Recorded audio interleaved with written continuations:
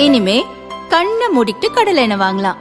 ஏன்னா மந்த்ரா கடலை எண்ணெய் இதயத்தின் தயாரிப்பு. வறுக்க பொரிக்க ஏன் எல்லா சமையலுக்கும் மந்த்ரா தான். மந்த்ரா கடலை எண்ணெய், அபார ருசி, ஆரோக்கியமான உடல் நலம்.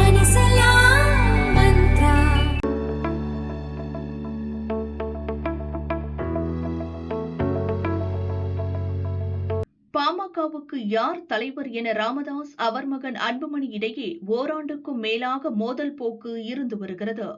இதனால் கட்சி இரண்டாக உடைந்துள்ளது. அன்புமணிக்குதான் கட்சி சொந்தம், அவருக்குதான் மாம்பழம் சின்னம் என தலைமை தேர்தல் ஆணையம் கூறியது. மாம்பழம் சின்னத்தை அன்புமணிக்கு தேர்தல் ஆணையம் ஒதுக்கியதற்கான அறிவிப்பை ரத்து செய்ய கோரி சென்னை ஐகோர்ட்டில் ராமதாஸ் வழக்கு தொடர்ந்தார். அந்த மனுவை ஐகோர்ட் தள்ளுபடி செய்த நிலையில் சுப்ரீம் கோர்ட்டில் ராமதாஸ் மேல்முறையீடு செய்தார். மேல்முறையீட்டு மனுவை தலைமை நீதிபதி சூரியகாந்த் தலைமையிலான அமர்வு விசாரித்தது. பாமக யாருக்கு சொந்தம் என்ற முடிவை சென்னை உரிமையியல் நீதிமன்றம் முடிவு செய்யும் வரை மாம்பழம் சின்னத்தை முடக்கி வைக்க வேண்டும் என ராமதாஸ் தரப்பு வழக்கறிஞர் வாதிட்டார்.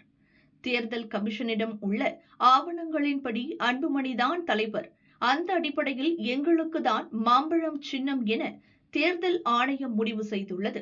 எனவே ராமதாஸ் மனுவை தள்ளுபடி செய்ய வேண்டும் என அன்புமணி தரப்பு வழக்கறிஞர் வாதிட்டார்.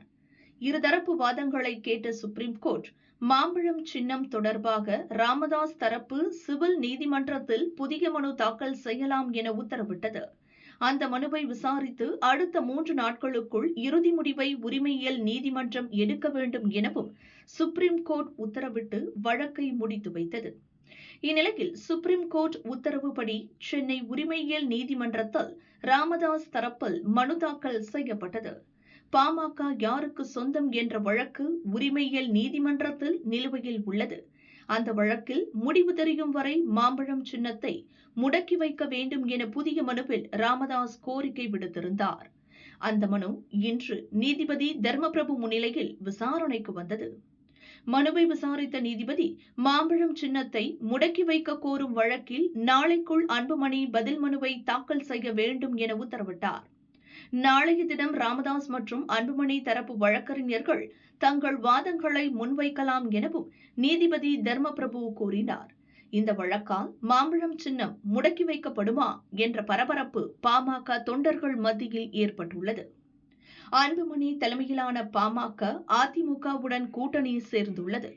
ராமதாஸ் தலைமையிலான கட்சி சசிகலாவின் புரட்சித் தலைவர் மக்கள் முன்னேற்ற கழகத்துடன் கூட்டணி சேர்ந்துள்ளது. இந்நிலையில் ராமதாஸ் தலைமையிலான அணி ஐயா பாசறை மக்கள் கட்சி என்ற கட்சியை துவங்க முடிவு செய்துள்ளது. சுருக்கமாக சொல்வதென்றால் ஐயா பாமகவை தேர்தல் ஆணையத்தில் பதிவு செய்ய ராமதாஸ் சார்பில் விண்ணப்பிக்கப்பட்டுள்ளது. மாம்பழம் சின்னம் முடக்கப்பட்டால் தேர்தலில் போட்டியிட ஏதுவாக புதிய கட்சியை ராமதாஸ் பதிவு செய்துள்ளதாக தகவல்கள் வெளியாகியுள்ளது. இது அன்புமணி தலைமையிலான பாமக நிர்வாகிகளையும் தொண்டர்களையும் கடும் அதிர்ச்சியில் ஆழ்த்தியுள்ளது.